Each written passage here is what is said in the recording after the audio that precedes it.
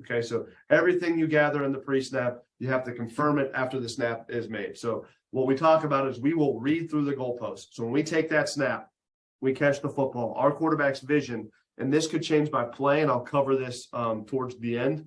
But he is looking through the goalpost. He needs to see the movement of the safety.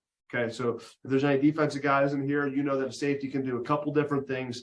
In the whole entire secondary, the safeties are on what I call a bicycle chain. So if the safety the field safety moves this way, the boundary safety is going with them. The boundary safety moves this way, the field safety is going with them. So they are going to move. The linebackers will move as such as well, right? So like everybody is kind of moving on a bicycle chain.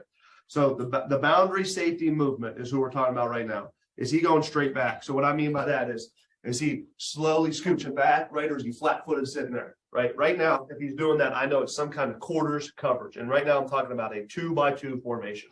Let's bear with that, a 2-by-2 formation. If he's slowly scooching back like that, I know, quarters coverage, however it plays out. It's 4 press, whatever you want to call that, but some version of 4. If he's off the hash, so what I mean now, so he's here, ball is to my inside here, and he's off the hash, and I talk about a term cracking the hips. So the ball snapped, he cracks his hips like this, he's off the hash to the boundary. We know it is cloud to the boundary, that is cover 2 to the boundary. Now, when we do that, we'll talk about the mic, and he'll tell us what the whole entire coverage is. If he rotates to the middle field, so again, ball inside, he turns and runs to the middle field, I now know that the coverage is going to be either cover 3, cover 1, or some kind of field rotation. He could, and then if it was a weekly game plan and he rotates to the field and there, that boundary safety has to be the field half player or something, we'll know by other indicators. If he inserts down, now this is the one when we talk about this, so that boundary safety on the spoke, right, going any direction, this is the one that could be the hardest or the most difficult, because he could be going in a variety of different ways, or different coverage, excuse me. So he's coming down. So it could be cover 3 to the boundary. It could be 4 invert. It could be man, right? So it could be a bunch of those different things. But we have to know based on the other guys. Okay, so that's safety movement. The next thing we talk about is linebacker drops. So we already talked about 1 high, 2 high, man eye, zone eyes.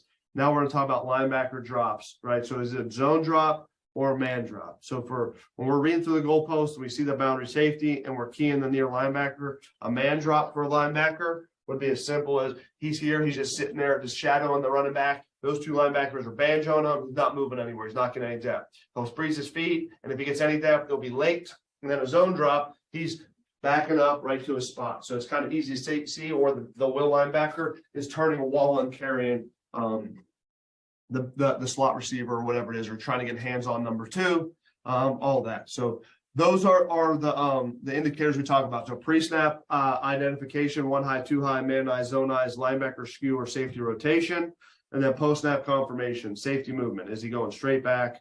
Is he off the hash? Is he rotating down? Is he inserting down?